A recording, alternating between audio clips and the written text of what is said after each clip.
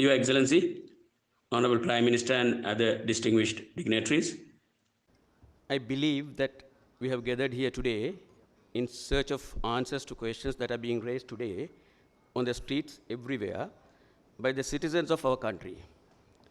The objective would be to find solutions to the economic problems confronting the country.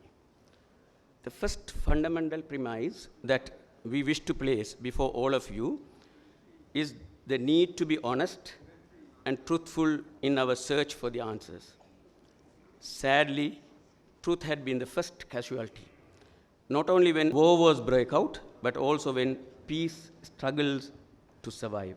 In the President's address to the nation on 16th of March, he told the country in clear terms that we are in the midst of an economic crisis. He urged the people to be united as a nation to overcome the crisis. The key word there is the unity of the people.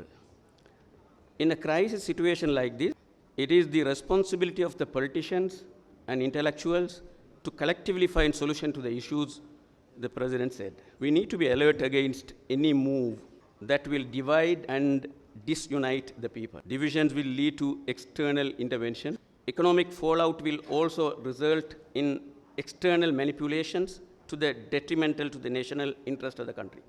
We are here to offer our support to overcome the economic crisis. We believe that the country's economic woes are far worse than what the government has told the country. We must, as a first measure, trust the people and tell them the truth in the full measure. The truth is that Sri Lanka is at the threshold of bankruptcy.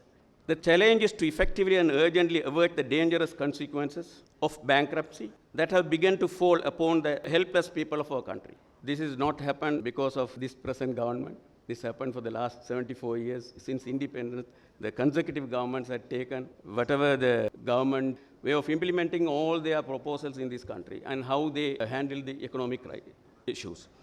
We wish to place before you a well-considered proposal, not as a long-term solution, but as an interim measure to avert quickly ongoing crisis. We also undertake to immediately initiate this program that can be dealt with on a government-to-government basis. We estimate the urgent requirements of foreign exchange in the range of not a mere $500 million or $1 billion, but in the range of at least $5 to $6 billion.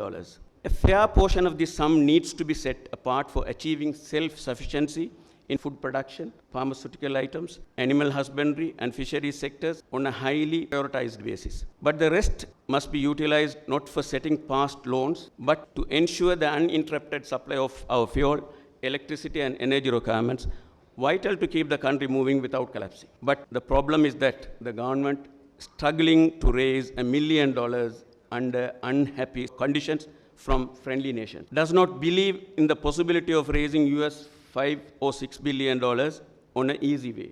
The next is that the government has not approached the oil-rich Middle Eastern countries in the most appropriate manner in which they could raise this urgent requirement. I must tell you, Excellency, since maybe the first Consular General set up in Jeddah, the consecutive government had never dealt with the Middle East countries on an economic platform.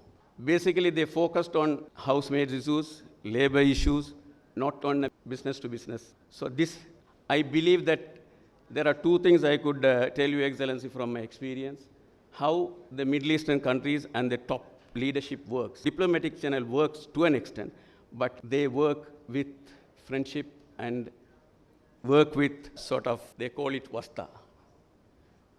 So if we could build that up, and sky is the limit, that's how the Bangladesh last March 17, they signed the agreement to invest about $10 billion in Bangladesh.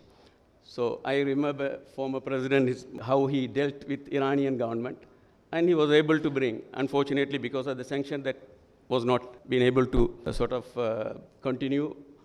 But this is how that we deal with the Middle Eastern countries, and this could be organized, Excellency.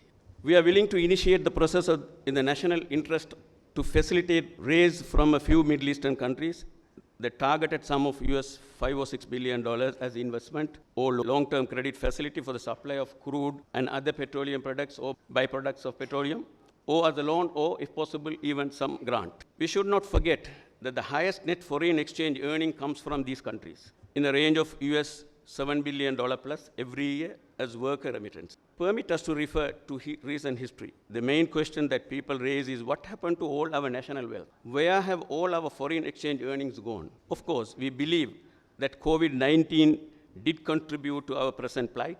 Others blame extensive corruption in the successive government that ruled the country. There are those who blame wrong decisions, delayed decisions, and no decisions at the state government's level for the economic woes. We take the view that all these have contributed, but only partly, to our present plight. The truth lies elsewhere. From the time of Sri Lanka achieving independence 74 years ago, we have been kept preoccupied with ethnocentric issues. Those issues were kept up and alive by politicians of all governments and all communities, most religious leaders and the media.